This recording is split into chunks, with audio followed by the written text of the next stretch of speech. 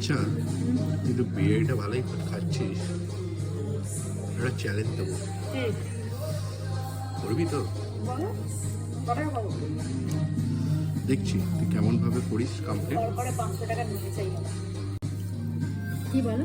এই যে কাঁচা লঙ্কাটা আছে এটা কি করবো? এটাকে খেতে হবে শুধু মুখে চিবিয়ে।